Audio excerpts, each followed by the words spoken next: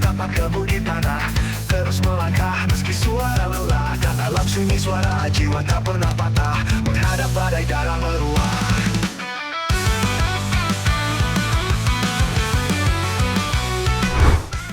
Dalam beberapa waktu terakhir, fans timnas seolah menaruh fokus utama pada John Hartman untuk kepentingan timnas senior maupun U23. Namun jangan lupa, kita juga harus menaruh atensi dengan timnas U20 yang kini sedang melakukan seleksi di bawah Nova Arianto. Nah, makin kesini, satu hal mulai terasa jelas di timnas Indonesia U20. Bukan soal siapa yang paling populer, bukan soal siapa yang paling sering muncul di media sosial, melainkan soal proses seleksi yang dilakukan dengan begitu intens. Yap, di bawah Nova Arianto, seleksi timnas U20 tidak lagi terasa seperti formalitas seperti di era, ya kalian tahulah, yang mana ini juga bukan lagi sekedar memanggil, mencoba, lalu melepas. Setiap hari, standarnya naik. Setiap pekan, filternya semakin ketat. Nama besar tidak lagi menjamin tempat, usia muda tidak otomatis mendapat toleransi. Dan satu sesi latihan bisa menentukan apakah karir internasional seseorang berlanjut atau berhenti di situ. Yang jelas, semakin hari proses ini justru menunjukkan progres yang nyata. Bukan progres di kata-kata, tapi progres di sikap, intensitas, dan arah pembangunan tim, kan gitu. Dan di tengah seleksi yang semakin keras itulah, radar Nova Arianto menangkap satu nama. Bukan dari liga lokal, bukan dari turnamen besar nasional, tapi dari Eropa. Seorang bocah usianya baru 16 tahun. Namun statistiknya membuat pelatih dewasa berpikir dua kali untuk sekedar memainkannya di level U17.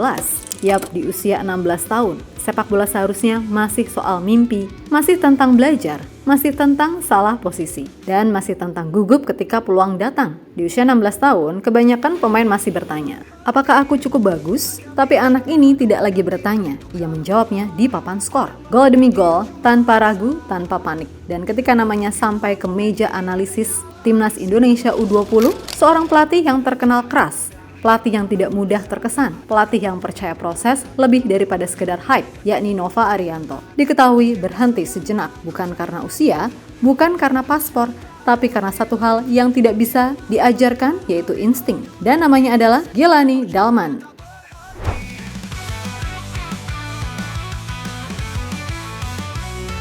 Mereka bicara aku bukan di balik duka, membawa harapan yang mereka kira cuma asa. Namun di bawah topeng ini ada nyala, siap merusuk malam tanpa menyerah. Tatapan tajam merantang dunia, deru nafas jadi irama parah. Di balik diam ada ribuan doa, berteriak untuk harapan sang Garuda. Ya, perlu diketahui bersama kalau Timnas Indonesia U20 hari ini tidak sedang dibentuk untuk sekedar ikut turnamen. Ini proyek jangka panjang, proyek yang keras, dan proyek yang tidak romantis.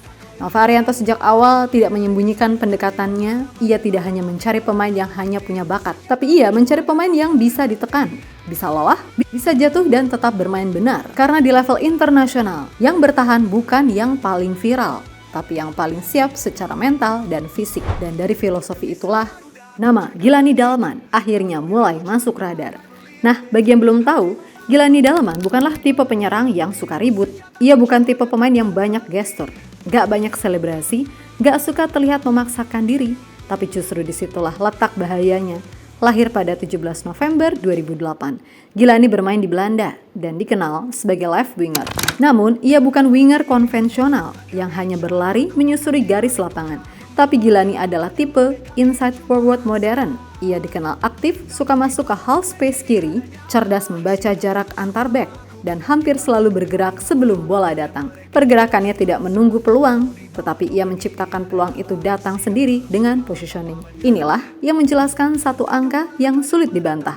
33 gol dari 26 pertandingan. Tentu untuk pemain 16 tahun, ini bukan sekedar produktif, tapi ini tanda penyerang dengan naluri gol alami, kan gitu. Nah, yang membuat Nova Arianto diketahui benar-benar tertarik bukan cuma soal jumlah gol Gilani, tapi bagaimana gol itu tercipta. yang mana Gilani jarang menggiring bola terlalu lama, memaksakan tembakan atau panik saat ruang menyempit. Sebaliknya, ia cepat mengambil keputusan. Pokoknya, satu sentuhan, dua sentuhan, lalu selesai. Dan untuk pemain seusianya, ini jelas kualitas langka. Karena fair aja, mayoritas pemain muda, apalagi yang didikan lokal, sering banget lebih ingin menunjukkan segalanya. Ingin terlihat menonjol, dan akhirnya kehilangan efektivitas karena kebanyakan gocek-gocek, mutar-muter gak jelas.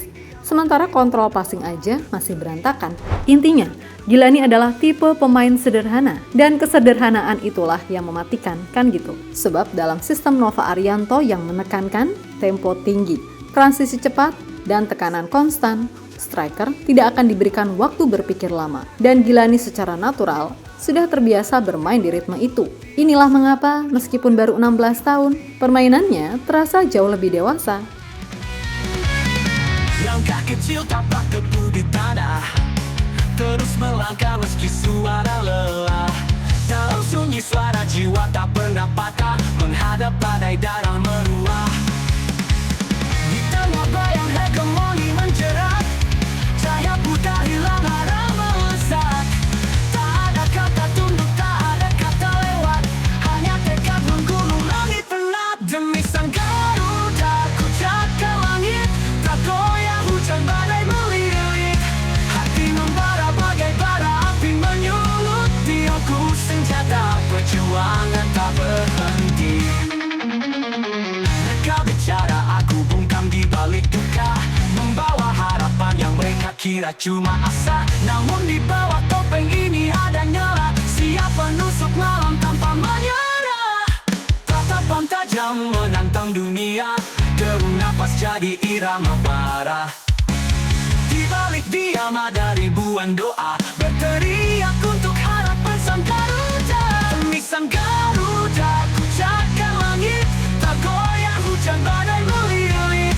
Hati membara bagai bara api menyulut, tiangku senjata perjuangan tak berhenti.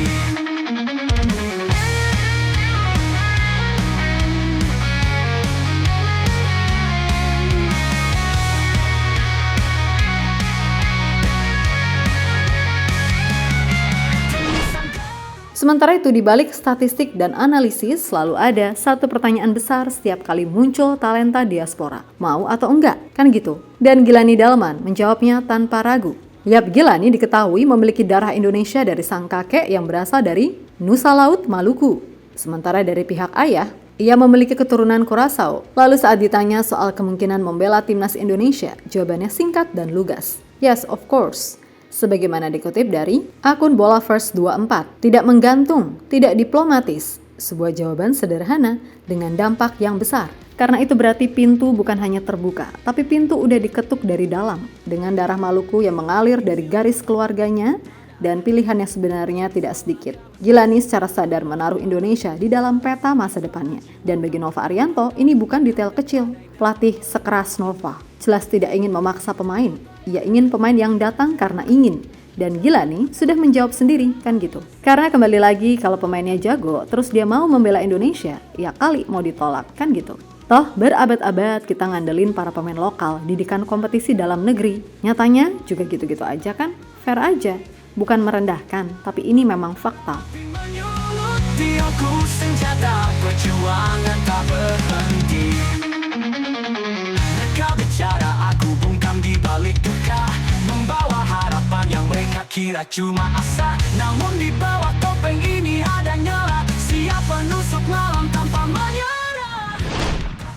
Di sisi lain, kita semua tahu kalau metode seorang Nova Arianto bukanlah metode yang ramah. Latihan berat, intensitas tinggi, repetisi tanpa kompromi, dan pengakuan soal ini bukan datang dari pelatih lokal, melainkan dari pemain yang tumbuh di Eropa. Namanya Mike Rajasa Hoppenbrouwers, kiper sekaligus wonderkid FC Utrecht U17. Yap, Mike pertama kali mengikuti TC Timnas U17 di Bali. Waktunya singkat, hanya sekitar 1 minggu. Namun kesannya kuat. Ia melihat satu hal yang belum pernah ia lihat sebelumnya, yaitu fisik dan stamina pemain Indonesia yang gila-gilaan. Lagi mana di bawah panasnya Bali, para pemain tetap berlari maksimal. Di Qatar dengan suhu yang sama ekstrimnya, mereka juga tetap bisa berlari bahkan sampai akhir. Mike mengakui, pemain timnas U17 Indonesia sangat top secara fisik, sesuatu yang bahkan membuatnya takjub sebagai pemain yang dibesarkan di Belanda. Nah, cerita Mike ini pelan-pelan menyebar. Di Belanda, metode latihan sekeras ini untuk pemain usia 16 sampai 17 tahun dianggap terlalu ekstrim. Namun fakta di lapangan berbicara lain. Timnas Indonesia U17 nyaris nggak pernah kehabisan nafas. Tidak runtuh di menit akhir bahkan, mencatat kemenangan bersejarah di Piala Dunia U17 2025. Dan Mike menyaksikan serta merasakan itu secara langsung.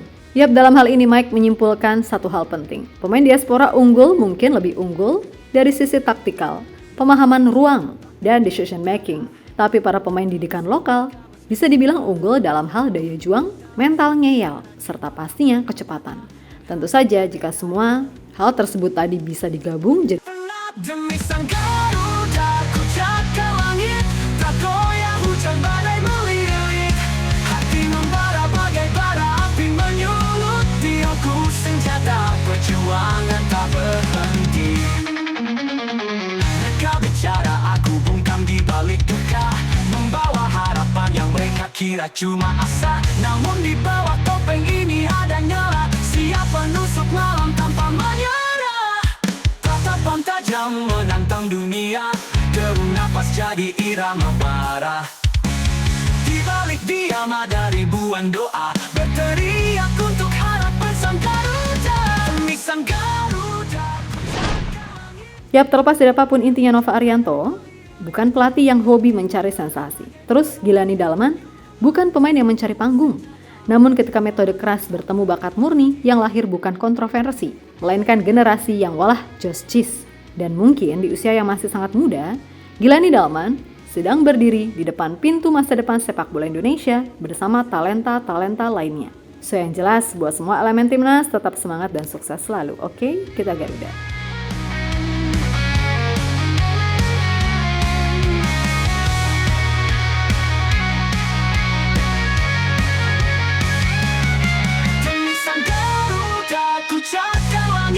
Tak goyah hujan badai melilit, hati membara bagai bara api menyulut, tiangku senjata perjuangan tak berhenti.